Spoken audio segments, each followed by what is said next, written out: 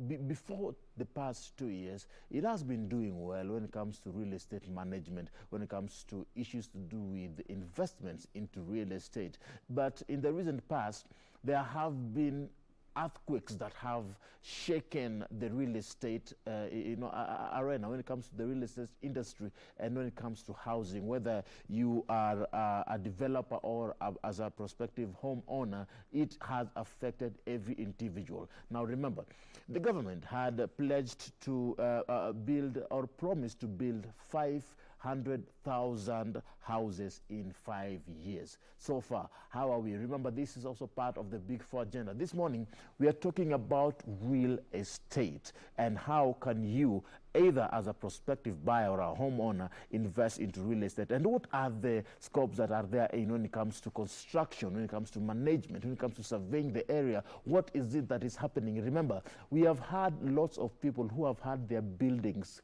demolished because of building on riparian land. How can you avoid this? Well, this morning, to help us understand more about real estate, I'm joined by Nashon Okowa. He is the chair of the Association Construction Managers of Kenya. Karibu sana. Thank you, thank you. You can be part of this conversation. The hashtag Good Morning Kenya on Twitter, at KBC Television. Tag me at Ram Maguko. Our SMS line is here, 20154. Send us your texts, send us your tweets. We will be sampling them up even as we continue. Now let's talk about housing. Nashon, yes. How do you see the country so far as we are when it comes to real estate and construction? What is the level that we are in? Thank you very much, and thank you for having me. I think currently, as where we sit, we just done with the first quarter of 2019. Compared to last year, we are much better. Last year, 2018, the elections, extended elections, really hit the real estate sector. We are just getting back to our feet in the real estate industry. So many people are talking about the bubble and prices going up and all those things. But we are not yet there. We're just getting back on our feet and starting to crawl again in the real estate industry.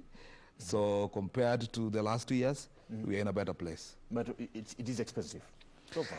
Well, it is too high to build a house, especially in Nairobi. Well, we need to do something about our cost of construction in this country. You know, cement in Africa is thrice the price in the rest of the world.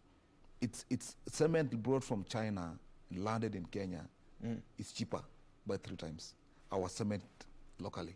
So our cost of construction is something we have to delve into. And that's why we have a big debate on affordable housing, how affordable it's going to be.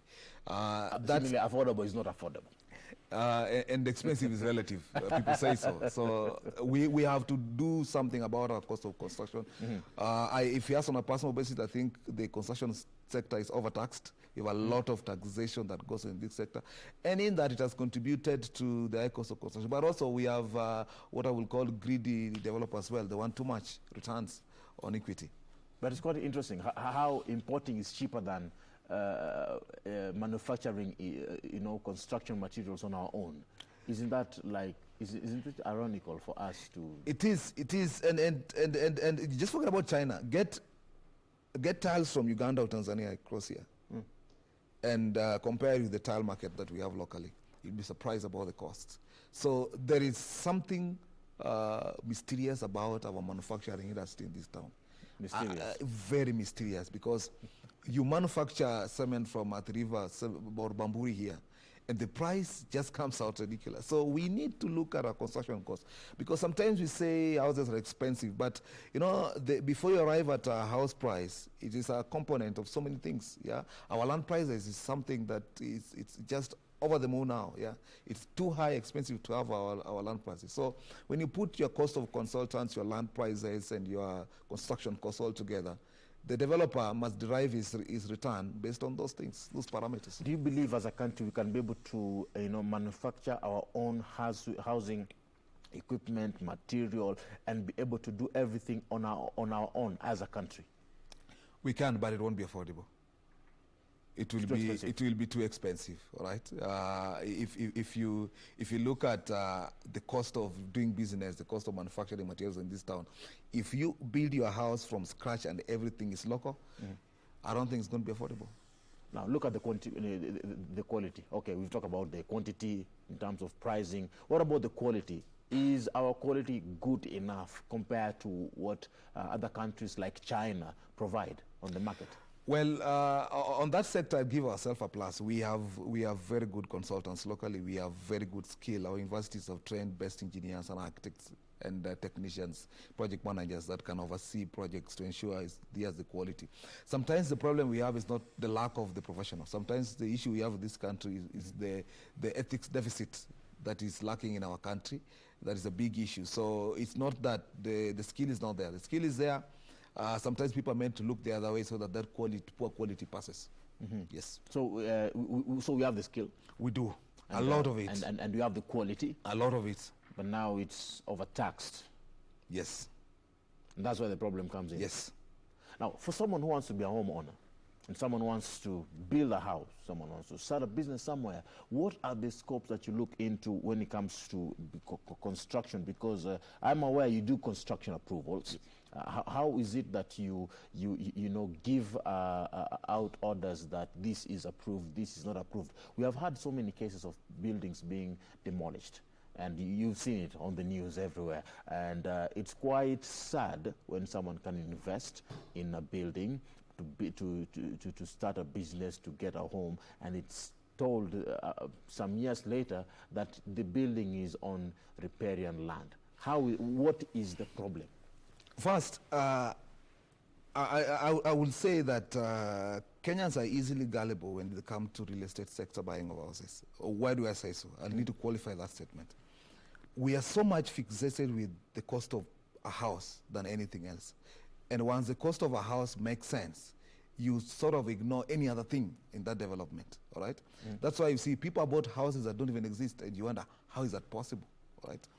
It's a process to buy a house, and the cost of housing making sense is just one component of that process of you buying a house. All right, let me interject you there, because here, and then you'll come back to your point. When it comes to buying a house and constructing a house, which is the better option, even as you continue? As a professional in the built environment, I would rather build a house.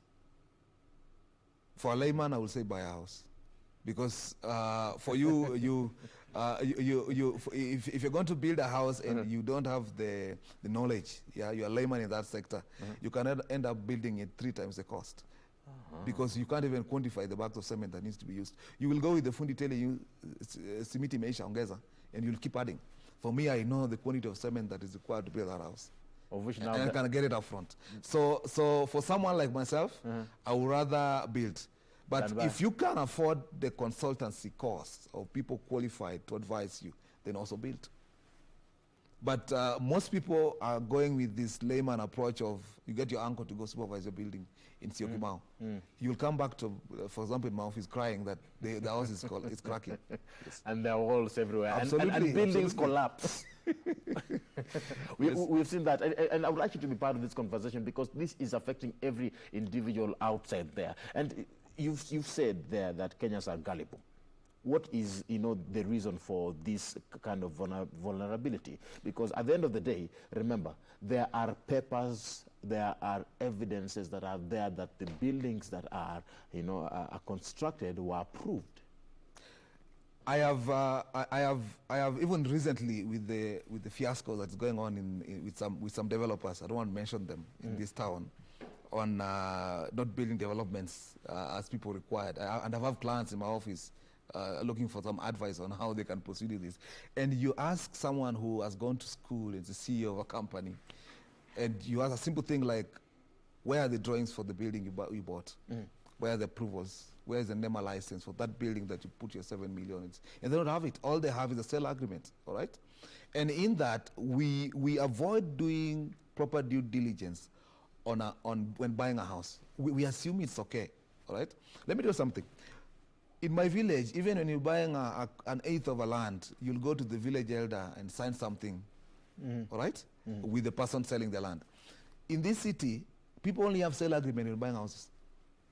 Ask them to give you construction approvals of developments that they bought. They don't have them. That's why I keep saying Kenyans do not do due diligence when they're buying a house. So what is it that we should be looking out for?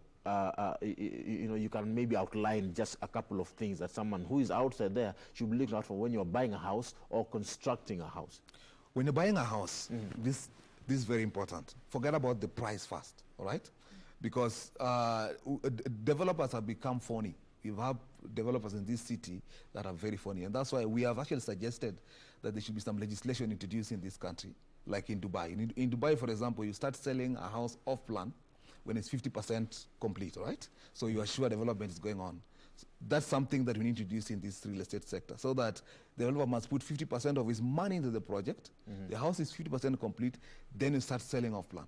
But you see, we have here, it's a free market. I can start selling off plan when I've not even sketched, all right? Now, this is what you need to do. I always suggest when you're buying a house, for example, you're buying a house off plan, you must look at the history of the developer, all right? What has he done before? What has the person done before? Can you see the projects? Can you talk to the clients of those projects, all right? Number two, if it's at a stage of construction, where are the approvals? Get the construction approvals required by law. Get your NEMA, get your architectural drawings, NCA approval, have those approvals on board, all right? So history of developer. Yes. And where can that be acquired? So if you're talking about history of the developer, do we have other people that are also required to be able to gain access to that? Look, you see, the beauty of our country is developers really like advertising themselves, especially the phony ones. The crooked ones are always on primetime news, before news. They pay a lot of money, all right? And I'm not saying that's bad, but you can get a lot of information on people. They always say casualness is abhorred by people who are lazy, right? So you even through Google of some companies around here, you will find issues. People that bought some developments that are now crying now, if they just Googled, they will have seen, even before they bought that development, there were court cases before that, whatever they bought. And so some of these developers disappear with money. Yeah, because when you buy a house, you're in a coach like this, you simply tell your lawyer, transfer the deposit of 3 million. You don't even see where that office is for that developer. That's what I'm saying, we're easily gullible in this country. But you know, it is possible for you to go, see the office, know that it exists, you see the tables there, and then until you sign, agreements. But when you come a week later, it's an empty space. Which I always argue that it's better be conned, but you know you did your best. All right? You say, this guy outsmarted me. Most of the times, there are people who have been conned on projects that do not exist, and they put their money. How is that possible? And they put millions of shillings on projects that on the ground, there is nothing. I mean, just drive down to Namanga or Kitengela, go see what is this thing that you're being sold for, rather than sitting on a couch and paying a development fee. So when you're going to buy, essentially off-plan, all right? And I still believe that off-plan model is still the best model for first-time homeowners. We're not going to run away from it. With its challenges, that is the best avenue for a first-time homeowner to buy a house, because it gives you a leeway to pay in installments, all right? You can make modification to your development if you want, yeah? If it's an open kitchen plan, you can close it, all right?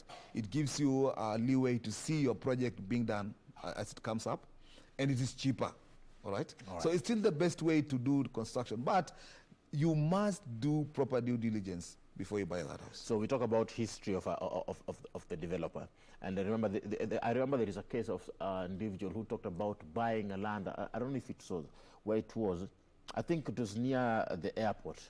Buying a land for around 600,000 shillings, only for him to find out later that it was earmarked for expansion. When the JKIA was supposed to be expanded, that was supposed to be, for the airport, and you bought land there.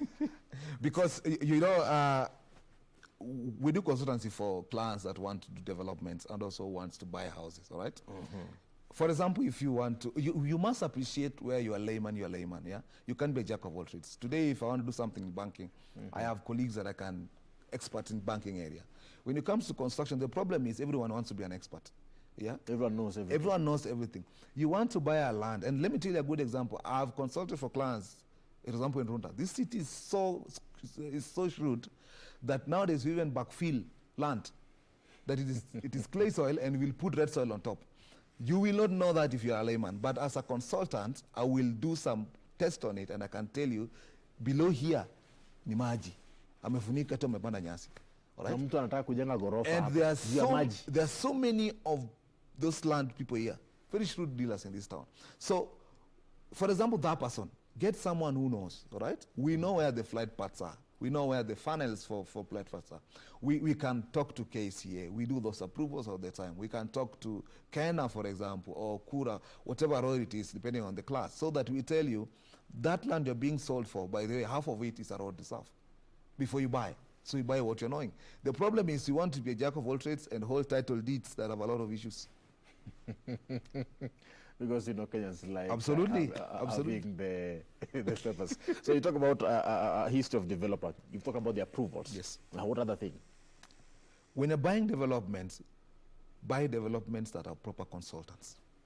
Consultants. Registered by law, all right? We have very clear regulations in this town that requires every development must have an architect registered by law, an engineer, all right? Proper consultants registered by law. And you can go to the websites of VBK and just Google if the engineer is a registered engineer. That gives you the comfort that the project you're doing has professionals that will ensure that project is done professionally. There'll be no building collapse, all right? So there's a lot that you need to do to that project. Number three, it's very important to check where the project is coming to. Drive down to that site. Talk to people. A project that's coming out in an area people know. All right? It's very important, right? Then there's something that people do when they're buying houses, and this is called monthly installments. This is what I will advise Kenyans. Right? Is it good? Do not go for every monthly installment. Go for what we call milestones installments. All right? What do I mean? Right? When a project is 1 year, agree on milestones of that project. For example, casting of ground floor can be a milestone. All right? So, or casting of first floor. So I pay my deposit when you cast your ground floor. I pay my 1 million. When you cast second floor, I pay my 1 million. And I can come and check that you've actually cast that floor. So if the building stalls, you've paid the money worth up to that stage. If you pay monthly installments, you can be paying monthly installments on a project that doesn't work. So it's better you pay your installment based on milestones than monthly installments, whereas a project will stall for 3 months, you keep paying your monthly installments, and the project is not moving. On milestones, you will only pay when that milestone is met. What about cases of, because it has happened in the past, clients go to a company, an organization, or some form of, construction agent.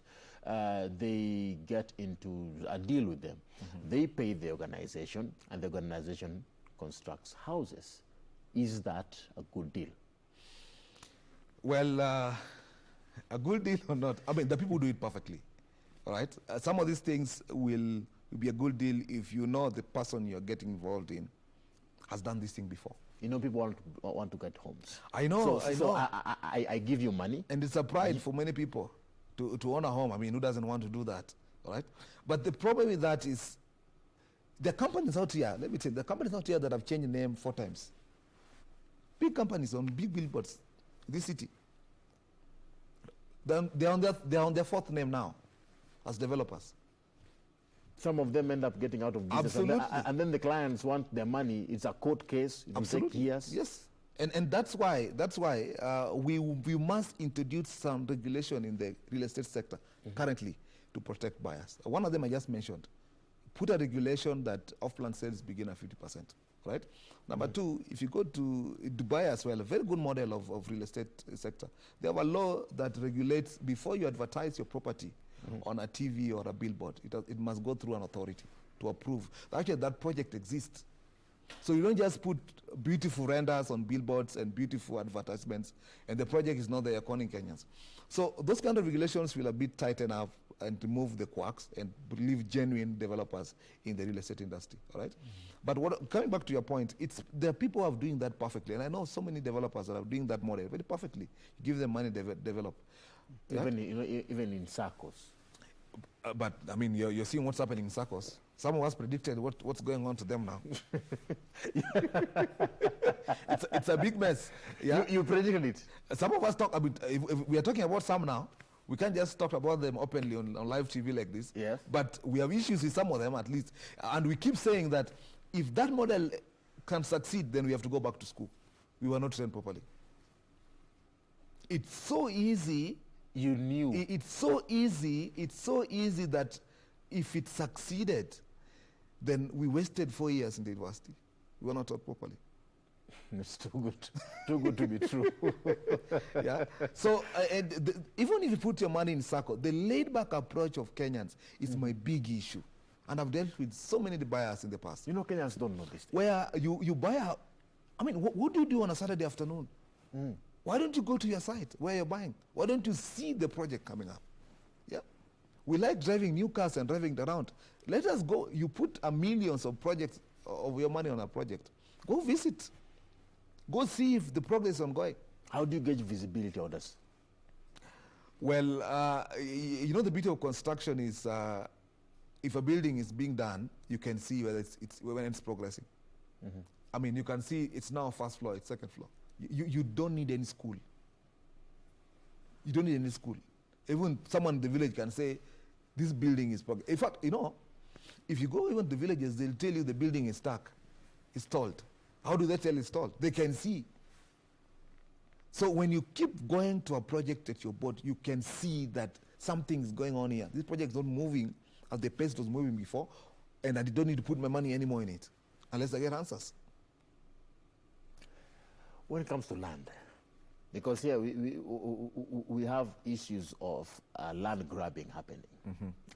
Land is lost. Someone says, I've had this land for the past 50 years or for the past X years. My grandfather had this land, gave it to my father, who gave it to me. You know, there are so many cases concerning land grabbing that are there in the country. And all this, you know, has costed people's lives.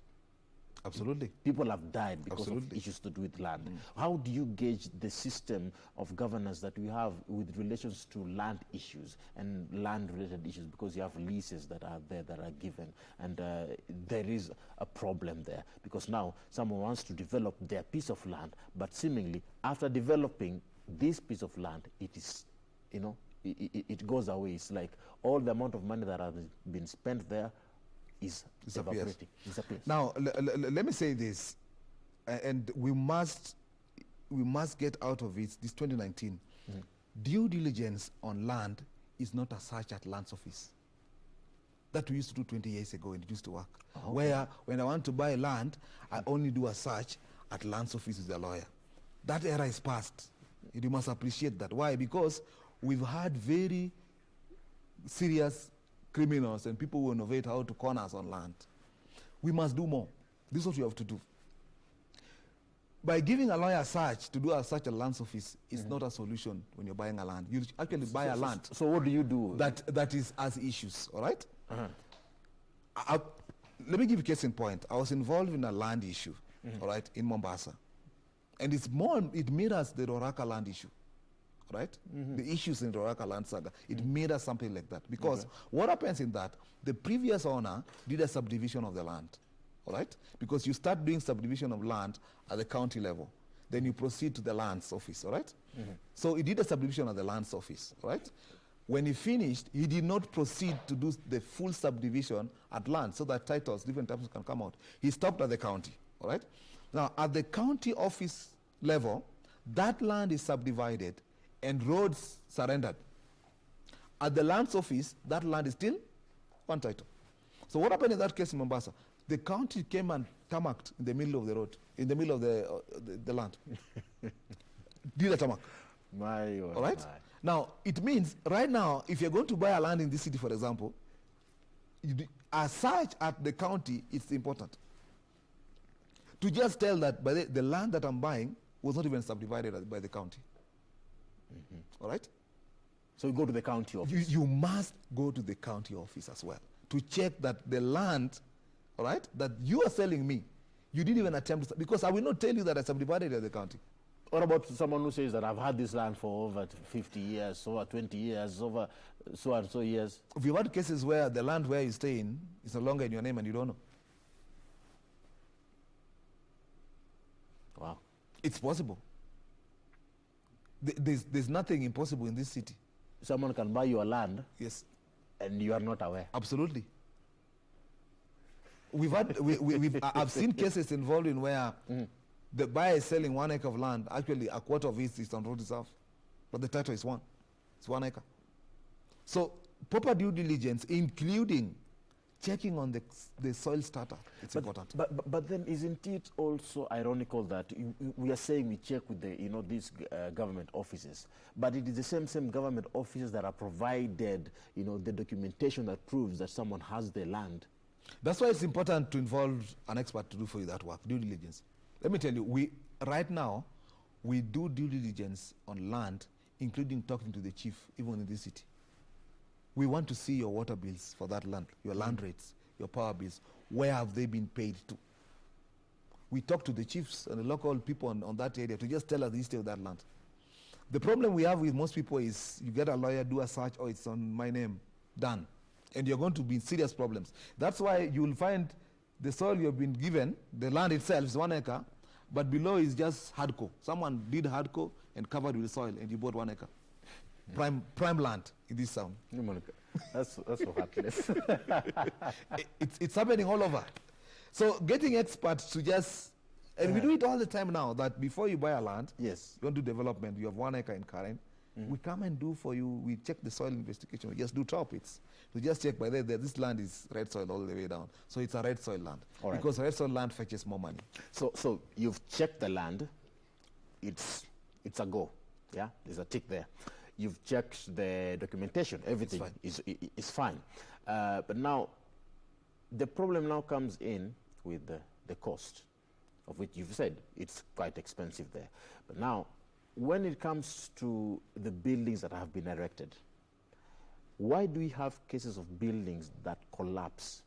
You hear one building collapse there, one building collapse there. Where is the problem, especially when it comes to construction? Where are we getting it wrong? Is it the engineers? What is the problem? Buildings have been constructed and you will end up seeing cracks at some point. What is the reason for that? And buildings have been constructed, and at the same time, when someone gives you a notice that, hey, this building belongs to the government, you get worried. You know, we have a fairly regulated built environment in this town. We have brilliant laws, to be honest, although some needs some touch-up, all right? If we just follow the regulation that it is, and this I will throw it to the statutory bodies that we are mandated as a people to carry out supervision on our behalf. And one of them is the counties, National Concession Authority, NEMA, all right? Now there's a bill being introduced from the National Building Inspectorate that we are discussing now. Look, there is no way, and the law requires that at every given stage of a development, the county needs to come and inspect. That's the law. All right. All right? Because the law preempts that at some point you will have crook developers that want shortcuts. And that's why we've given authority to certain agencies in the construction sector to supervise. Every building must have a registered engineer by Engineers Board of Kenya. And it should be there written. Written on the board. On the board. It must have a registered architect, registered by Board of Registration of Architects and Quantity Surveyors, registered quantity surveyor, registered contractor by National Concession Authority, all right? Displayed on the board. Now, if you follow those procedures, it's very difficult to have a properly registered engineer collapse a building. This is the issue with building collapse, all right? People in this town go and get a technician to design for them because it doesn't want to pay the architect. Then, what it does is the architects in this town, engineers, who have stamps for sale, they're in business. It's a cartel. So you get a technician. Get a technician to design for you. And you get someone who can. You get a registered architect. You get a registered architect that is in the business of selling his stamp. So he stamps for you the drawings. That's why if you go to certain areas in Eastlands, you'll wonder if an architect owns a street. He has 20 buildings in his name. All right? on the board. It's not that he's supervising. He's in the business of stamping. So it's not normal for you to see someone's name all around a specific area? Of course. It's not normal. If you go to the offices in this town, it's the secretary who stamps the drawings, not even him. He doesn't even check. You pay 5,000, you stamp for your drawings, you take to the county for approval. That is what we have to deal with. Now, when you come to the county, and that's why we have an issue with them on mass development. You know, it's impossible to do a dog house in this city without Kanjo appearing. Try it in your backyard and your house. Try and do that dog house. They'll come with that big car. So how is it convenient that a building in Kware that is 8 stories was built without their knowledge? Impossible. It's impossible. So the regulatory authorities in this town are our biggest issue. Yeah, the shortcuts, the corruption. That's why buildings are coming up that are supposed to be supervised, but are deliberately they look the other side because it is rent paying. SMSs 20154, that is the number. The hashtag is Good Morning Kenya on Twitter. Tag me at Ram Aguko, at J Nambui. Our official handle is at KBC Television. The hashtag is Good Morning Kenya on Twitter. What are the questions that you are having concerning real estate investment, concerning housing, and concerning construction as a whole? We are going to answer those questions even as we continue. But now, Nashon, let's talk about issues to do with the buildings that have been constructed for businesses. And here we talk about, for example, what happened at the building that was, is it Timol? That was, demolished. Such a business that is there, it has been there for quite some time, or you may have how people who are having residential flats that are there. When a building is to be demolished, what should be done? And when a notice is given to the people that this building has a problem, what are the steps that someone should take, either the person who is having his own business that is there, or the person who is dwelling in that building? You know, that's something we have been talking about, and it's something our court must deal with. Because when you give a demolition notice, you give someone authority to demolish. They should ensure that that notice reaches to the people, the tenants of that development. Because that's probably not the case. Tenants complain, they never get exactly. But you see, also Kenyans, we never get anything. That's the problem. Even if it was given. Have you ever seen any demolition in this country where people admit they're given a notice? You say they're lying. When you find one, you let me know. I've never seen. You say they're lying. Everyone, everywhere, we always say we were not informed. So I don't know how we'll maybe use lie detectors. I don't know how we'll deal with that kind of things. But I think our courts needs to ensure when they give a demolition authority, all right? Like the case of Buruburu recently, to the church. And that was quite unfortunate. How do they ensure that if the tenants in that plot, they're actually served directly, not with the landowner, directly as tenants? Because it's possible, like in Timors in the UK, that actually there are some tenants that didn't know, or the Taj Mahal. Because you see, they woke up going to their business and they found demolition going on. And you are innocent there, yes, because you have no idea what's going on. Absolutely. Because so they need protection. I foresee where a list of tenants in that place, and the court ensures that every single one of them is served. Because the landowner is in deep, he wants to appeal, he wants to do what? As a tenant, I don't even know what's going on. Yeah. Remember, and then you don't know where you will sleep that night. Absolutely. So it's like the case of Kayole was very unfortunate. They said they didn't get. Is there a way that we can have that every demolition where people are involved, tenants involved, and that's the question, is there? It's enforced that every single tenant is served with that demolition notice, rather than giving it to one person who wants that building? It may not serve everyone. Can that work? Is that workable? It's possible. It's just through the courts to do it, because they give the orders all the time. But now as a tenant, what do you do? As a business person, you are just having your own business that you started from your hard-earned money. You are having your own house and you're having your children. You're struggling to make a living. What do you do when a building is about to be constructed? They need to be demolished. Well, some of them, for example, if you check the buildings that have been demolished, of course, some of them have flouted regulations, right? They are on riparian, road reserves. And Most of them are you sympathize with them, but also, you know, let me tell you something. You know, some of these buildings that are being demolished are things we've spoken about in the last 5 years. You see development coming out and say this building is in deep problems in the future. You just wish you could advise all the buyers. Have you ever tried? If they come to me, I would. What, I will do it as a CSR, for example. Yeah? You see buildings coming up in this city sometimes, and you know this one, in future it's going to be a problem. You can just do that by looking at it. Oh, you can. Just like this, and then you know. I mean, that it's very easy to tell, because sometimes, you know, it's weird sometimes that is the only building, because you have setbacks. You'll find that is the only building with a lesser setback in that road. How can a common mwananchi, in your own time you say a layman, be able to gauge that this is a good place for investment, this is a good place to construct, this is a good place to, you know, to move in, either, you know, as even as a tenant or as someone who is trying to start up a business? Is there a way that we can gauge? Yes, you know, and sometimes we have looked down upon the construction industry, and that's why it's biting us seriously. You know, today, if you're in problems with the law, you rush to get a lawyer the moment you're arrested. All right? And if depending on the case, you'll get a very good lawyer. But when people want to buy houses, they want to do it like they know. All right?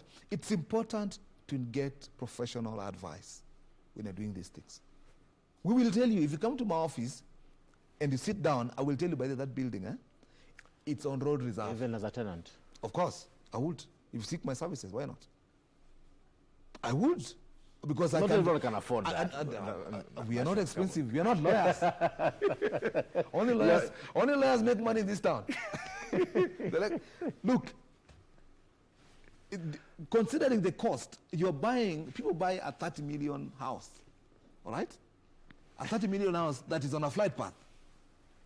The cost of the repercussion of that demolition is so severe compared to getting a friend who knows something and tells you, by the way, we do all diligence for you. Say the NEMA is okay, it's not on a flight path, it has NCA approval, the county approved it, it has occupation certificate, it's not on riparian reserve or road reserve. Proceed with your sale or with your purchase.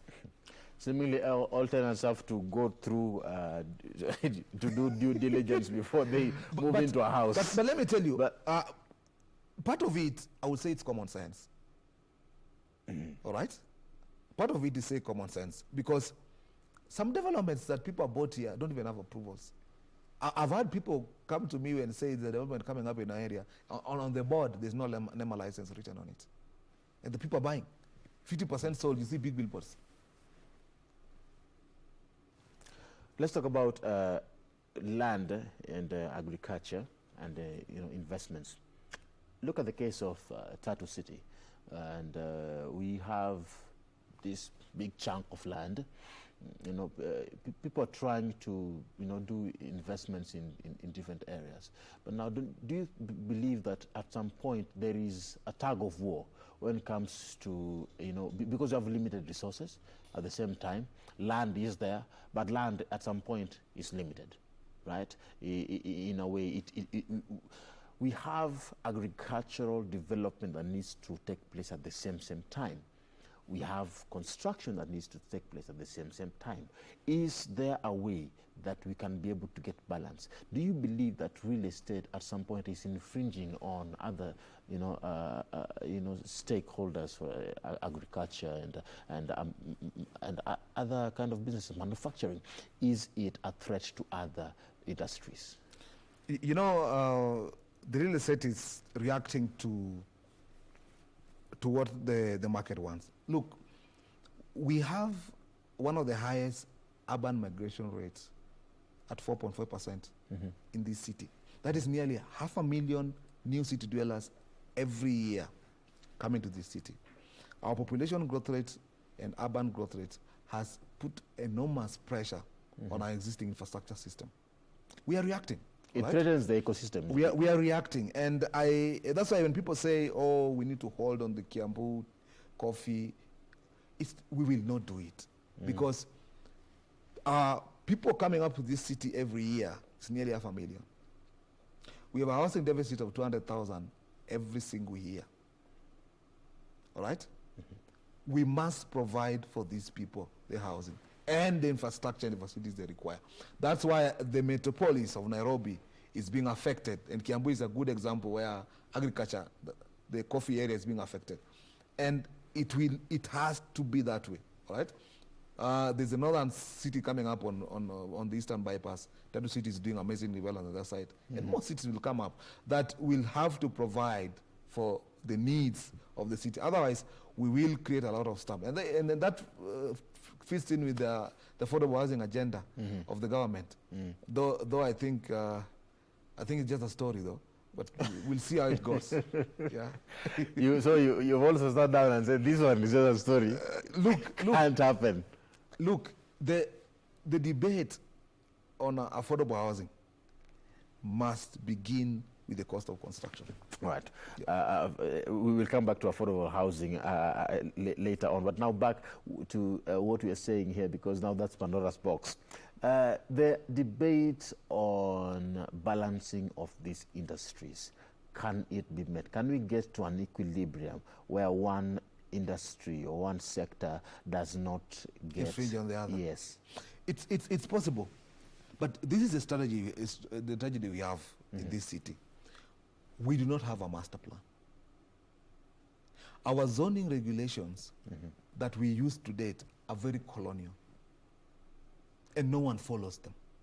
For example, Riverside, Kilimani, that is on 3 and 4, according to the county regulations. The regulations say that area is ground plus 3. Drive there today. It is 18 floors, it's 15 floors. All right?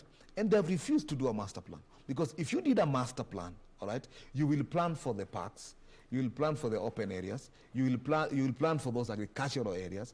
This city needs an urgent Nairobi metropolis master plan that guides its growth, because we are living in the 2000s.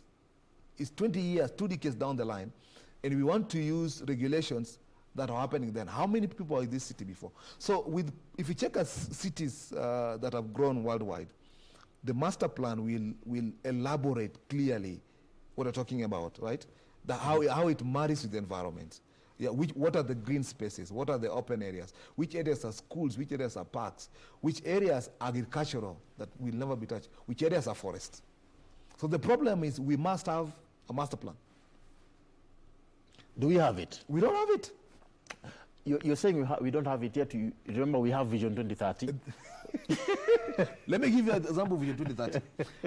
And Vision 2030, yeah, if you check the first media-term Plan 1 under the Kibaki regime of 2009 to 2012, that plan had wanted to do 3,000 houses in a year. Actually, the affordable housing agenda takes us off the vision plan, Vision 2030. Now you're talking about 500,000 houses, and remember there was a debate concerning the housing levy. Which I disagree with personally. Which you disagree with? Yeah. I do not think it's the business of the government to do houses. Whose business is it? Create a conducive environment for the industry to do its house. Private investors. Even yourself. When the cost of construction is dealt with completely, you can buy land and build your own house. And then I go back to the, most of the time, the stages. No. Most of the time, if we talk about that, then they'll mention Singapore. Yes. See, Singapore has done it. Yes. But see, Singapore model of housing is sui generis. It is unique. It has not been replicated anywhere in the world. No one has done it before. And we will not do it in Kenya, trust me. So what's the future of the country in terms of housing? Look, I know. People want houses. Remember, we have to do away with the issues to do with the slums. Look at what happened in Kibera. Yeah, there are buildings that are constructed there, trying to eradicate the issues to do with having a lot of slums within the city. And so far, Kibera is one of the largest slums. Can we be able to eradicate issues to do with slum and at the same time talk about Vision 2030? Yet you say that we cannot reach that level. If you asked me, if I was the PS or the CS of housing, this is what I would have done, right? In this affordable housing debate. First, government cannot do housing. In fact, the promise of saying we'll do 3,000 bags of trillion tons of cement locally is a hoax. Right. Government is a third party in this housing agenda. Let me tell you the truth. All right? Government comes to me and tells me, Nashon, we need to build a one-bedroom at 1 million. It's me to decide where I get the materials. They want their house. So the debate you hear was being said, oh, we'll get 3,000 windows locally. It's not on you to tell me where to get my windows. You want your house at 1 million. If I get it from Vietnam, it's up to me. So that's a hoax. But this is what I will have done, all right? Biggest issues in our housing agenda, our housing problems, is the cost of construction. I will have done this. I will have started on, number one, manufacturers, all right? I will have gone to Baburi Cement and said this, cement here is 700. What can we do to bring that 200? All right? What do you want us to do as government? I go to Mabati, I go to the paint, I reduce all those costs for manufacturers, all right? That the bag of cement is 200 now, all right? Then I open it for anyone who wants to build affordable housing to apply. Okay. Any developer. On that basis, I will have reduced the cost of construction significantly. Propose these things to the house. All right? That's what I will. So I will have 100 developers since the year began doing affordable housing. They apply for it. How are you working with the government to ensure that affordable housing is, achieved? Well, we are seeing a lot of the policies on TV, like the housing levies and the rest. We see groundbreakings of projects, right? We're seeing like everyone else. We're hoping they'll build. Look, I know. Nashon, you're hoping. Look, are you helping them? Let me tell you something. We've done studies on affordable housing in Africa. Yes. And it's not that they will not build. If you go to Angola, same promise, yeah? The president of Angola, Dos Santos, he promised 1 million houses for Angola. Actually, he built 1 million houses. But it's a good city. No one stays there. The issue is not whether you will build 500,000 houses. The houses are there, but no one stays there. No one can afford. Too expensive. Exactly. So the problem is not you build. You will build some, fine, but are they going to be affordable? That is the elephant in the room. And the case example, Ethiopia is undertaking one of the largest affordable housing agenda in sub-Saharan Africa. And they are struggling. We still want to do lottery.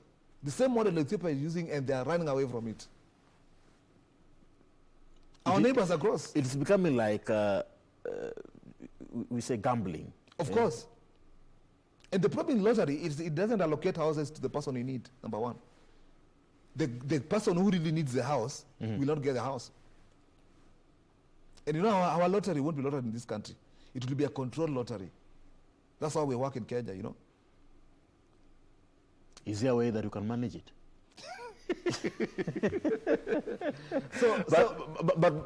But to be honest, yes.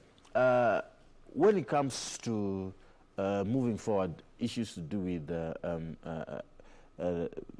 how do they call it? The land, the papers. The titles.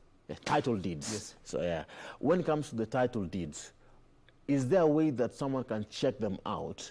Because there is a problem of transfer of title deeds from one person to another, and there is a problem of due diligence when it comes to looking at the kind of title deed you are acquiring from someone else, maybe a relative. Is there a way that you can advise someone to check it out when it comes to title deeds that someone has for their land? If you ask me, yes. And the countries that are ahead of us have done it. Blockchain technology will be the solution to our title deeds issues. Blockchain technology. And not only title deeds and the construction approvals.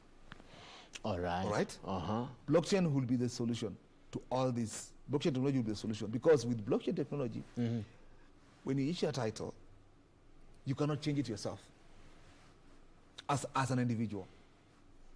It's a foolproof technology that no one tampers with approvals and titles. But the problem we have is not that they're not aware. All right? These things are hated a lot by people in those departments, because those changes pays people's rents. Those loopholes are good. Exactly. That's the problem. Yeah. Sometimes good for them. Sometimes I always feel that if there's a factory reset button for this country, I will have gone and press it. We'll have gone back to the colonial times. And reset the country. Just reset it. Yeah. And remove every department and start bringing people in. That is the problem we have. There is a better technology digitizing used blockchain to foolproof titles, that with blockchain, actually, no one person can change the title. You know, people are trying, to get back their title deeds in the court. Some have taken years just to get back their title deeds. Absolutely. I'm actually a victim of these title deed issues in my village. So I talk from experience, where people just alter and change titles and cut here and cut here, because the person at lands can do it. He has authority. He's the only person who signs title. All right? With some of these technologies, he can't be the only person that signs those titles. No one can change it. So we must invest. If we are going to be a serious country, we must invest and move forward with some of these technologies. Because, let me tell you something. And that's the issue we had with demolitions. Yeah? The sanctity of government documents must be protected, because it has serious ramification. When you give them a license to a project, thousands of people make decisions based on that license. Thousands of investors. All right? So the ramification of government documents and the sanctity of it something we must protect. Because if you lose it, we're going to be in problems. Right? So that when a government issues a document, it must start. And that's why I've always said severally, in serious democracies, yeah, the debate on legality or illegality of a document ceases with the signature of a government officer. When you see a signature of a government officer on a document in serious countries, the debate is legality or illegality ceases. That is done. But here we have a scenario where the title now this is Kenya. Can you imagine? Now we are exporting it to the construction where the name and license you have can be fake. Then which government document, if I want to make a decision as an investor, what government documents will stand for me? How safe are we? Now, I want us to look at now the global perspective. Yes.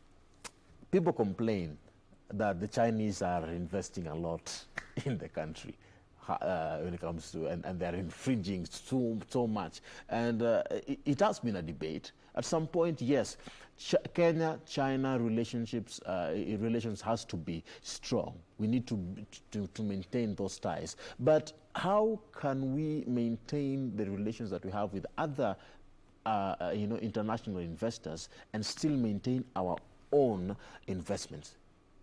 Look, we are killing our country, all right? And we are killing it at a very fast rate in terms of construction. Let me give you some statistics. 2 weeks ago, Aniva, a company from Spain, gave us a report, the construction sector, that 85% of our buildings, mega projects, are with foreigners. 15 is what you're fighting for, everyone here. We're fighting for 15. And let me give us another perspective. NCA has registered around 30,000 contractors. 98% of those contractors are local. 2% are foreign. So 2% of contractors have 85% of our projects. That's too low. 98% of our, which are local, are fighting for 15. Now, this is the absurd part of it, all right? You'll hear people saying, oh, we don't have capacity to build, oh, we don't have. Look, National Construction Authority Act of 2011 as category of contractors. NCA 1 category contractor, it is said can do limitless value contracts. I want us to remember this also. Let me put this also on the table that the Kenya Bankers Association reported 13.7% drop to 62.6% in the first quarter of 2019 this year, especially after the government launched an affordable housing program with the first 300 units set for delivery in September. Now here we're talking about a drop. Now we talk about how investments are talking, a decline of investments here despite foreigners coming in to make their own investments. Yeah, because the foreigners have an edge, and you give them that edge through the concession loans. All right. Apparently, when you always go for concession loans in Treasury, it's always tied to a contractor, a foreign contractor, and it's absurd. All right. Look at the enterprise road that we complain about. That road is 6 years delayed with a foreign contractor. All right. And then, because of concession loans from the European Union, we've given the same contractor the road in Ring Road Parklands. And now he's saying it needs to take 6 months there to finish before he goes back to the one for 6 years because of concessional loans. I just don't understand why when you go for concessional loans, we cannot just say we need a local contractor to build it. That is the big issue we have. And that's why we have qualified locals here. I was giving a scenario, NCA1 contractors, by law, law in this country, it said they can do limitless value contracts.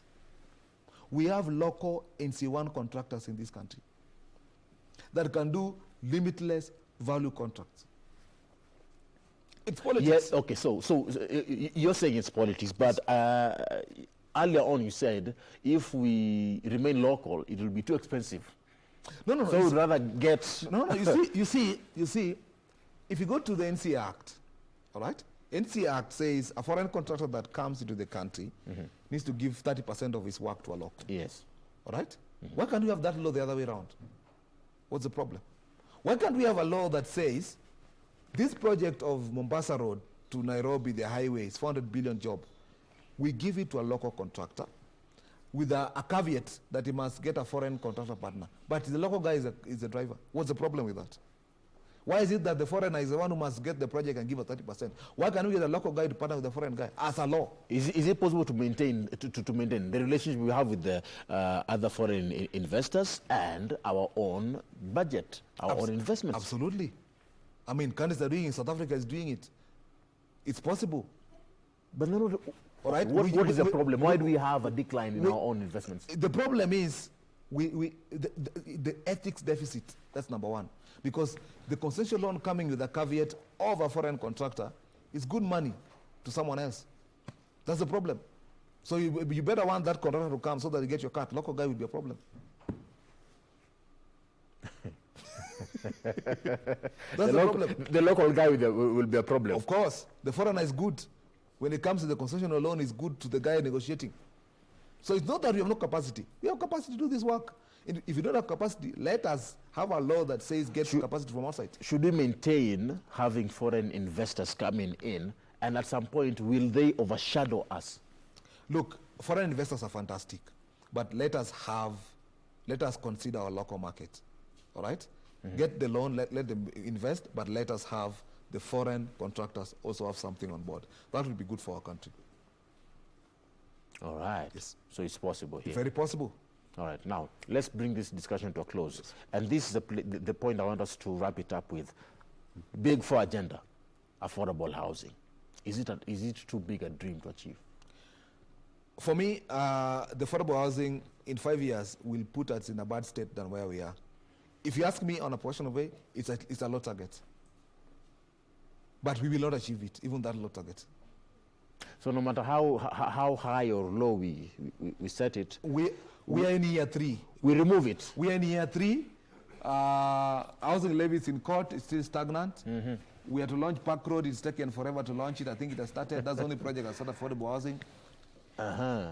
It will not work. We will build some houses, but it will not be affordable. I can come back in 2022. We talk about it again. If God gives us life and grace. we hope to see you in 2022. to see how many houses were built. I hope my director Ben is also going to be there in 2022 so that we can agree Yes. on how far the country will be. But, you know, money has been put here. We are talking about something not being achieved, but some money has been put on the ground to achieve the, you know, this affordable housing. Even if you check what Rotich read the other day, if you check 500,000 houses and what you need to do, it's trillions of shillings. We need to look at the exchequer, remember? Yeah, you see, that's unfortunate part. Of course, we will spend some money on it. Yeah, if you ask me, government will not spend a single shilling on it, in my view. Get it out of your way, get people to do it, sit back and check. Yeah, that's the unfortunate part, that the exchequer will pay some money on it. All right. Yes. Let's go to the tweets. At Teddy Kinyanjui says, that is at Teddy Jakes, says, today's topic is educative. Sasa nikukaa rada, hakuna kununua land with issues again. All right. I think people are learning now. Thank you. This issue of buying land is a problem. Yes. At Teddy Jakes says, is it safe to buy land in Nairobi without a title deed with only certificate of ownership? Which area in Nairobi has certificate of ownership? There are very few. I don't know which area in Nairobi City has certificate of ownership. All right? Yeah, I would advise that. I mean, just be patient. Let that land go to title. Get your title deed. Be patient. It's pride, you know. It's pride also to have a title deed. All right. Yes. Thank you very much, Nashon. It's been a pleasure educating people. We have learned a lot, and I pray that you have also learned something. It's all about real estate investments in the country and how far we are. What are the challenges you have faced? This far we have gone, you know, still. The big four agenda is still there. Affordable housing is still a problem. The housing levy is still in court. A lot needs to be done. Riparian land is a problem here because people's houses are being demolished. How far are we? What is the future? Is the future bright? Do you still believe that there is light at the end of the tunnel? The hashtag, Good Morning Kenya on Twitter. Tag me at Ram Maguko, my colleague at Jane Wambui. Our official handle is at KBC Television. That was Nashon Okowa, the chairman of the Association Construction Management of Kenya. Thank you very much, and I wish you the best even as you continue educating Kenya. Thank you so much. Asante sana. Thank you for having me. Keep it Good Morning Kenya. We are taking a short break. We'll be back in a bit with Doreen Arange with the traffic updates.